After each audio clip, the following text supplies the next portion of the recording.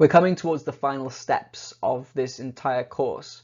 See, Hitler's final target was Poland. He wanted it because it was a place full of Lebensraum. It was essentially the biggest target of Lebensraum that Hitler had ever gone for before. Austria and Czechoslovakia are mincemeat compared to the size of Poland itself. And the thing is, Hitler had a problem. Britain and France had declared protection over Poland. If he was to attack Poland, he was almost definitely starting war. I described this like, if I'm going to punch you, I'm almost certainly going to be punching myself in the face. And Hitler didn't like that prospect, that I am choosing to be warred with. In fact, Hitler had basically avoided war time and time again, and wanted to see if he could continue to push those boundaries. I mean, they've not fought against him for ages, right? So why can't he just stop them fighting a little bit longer, increase his strength a bit longer, see if they'll continue to appease him? So Hitler wanted a way to scare them. He wanted a way to scare Britain and France away from protecting Poland. And he came up with an idea to try and do that. The way he tried to do that was the USSR. Now, you might remember that Hitler hates communism. It's one of his main things that he's trying to do across the world. He absolutely is anti-communist. The reasons for that we'll get into in the Germany topic, not right now. But Hitler and communists don't get along. But in this moment, the enemy of my enemy is my friend. The communists, the USSR, are a big, scary military power in Europe, and they don't like Britain and France at the moment. So the Nazis actually had a good idea. We team up with the USSR and then get what we want, and then we fight the USSR after that. You know, get all the things we want at this point. And that was genuinely their plan. If you were in the lesson, you'll have seen that plan. But the thing is, the USSR's involvement's a bit more weird. Why would the USSR team up with the guys who've been hating on them for so long? And there's key points for that as well. See, the USSR, all the while we've been talking about Britain and France and Germany, the USSR consistently has been excluded, alienated, left out of the, should we say, international negotiations, and it's actually made Stalin, the head of the USSR, angry. See, first and foremost, right, Britain and France are also anti-communist, and they were trying to use Hitler against the USSR.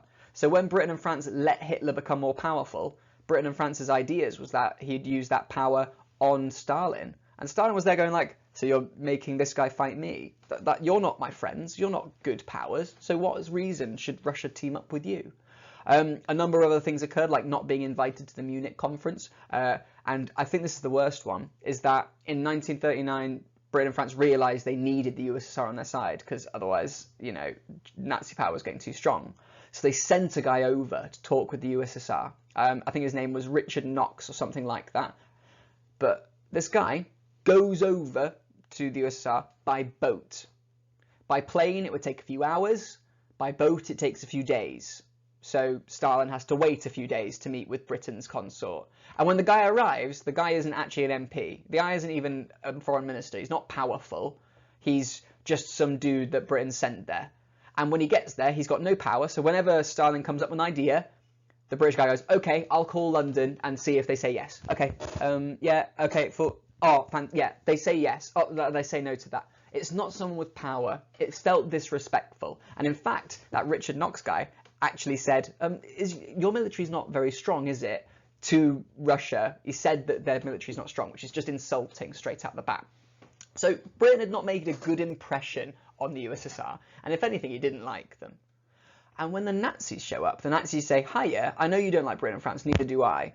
I'm going to send my top foreign minister, Joachim von Ribbentrop. I'm going to send him to you. Here's a picture of them meeting Stalin. He flies by plane, he arrives, he's got power, he makes decisions, they sign an agreement there and then. It's just the comparison between how they're treated is so stark and obvious that why wouldn't Stalin team up? Now, what this pact meant was that they basically agreed a non-aggression pact. They agreed not to fight each other. And they agreed to both attack Poland at the same time. They would basically attack Poland from both sides and split it in two, so they'd both get each half of Poland. The Nazis would get their bit of Poland, the USSR would get a bit of Poland too, and both of them would be so powerful that Britain and France wouldn't attack them. At least that was the plan. See, the significance of the Nazi-Soviet pact is that it means that the Nazis have confidence to take over Poland, and it puts them allies with a very strong power.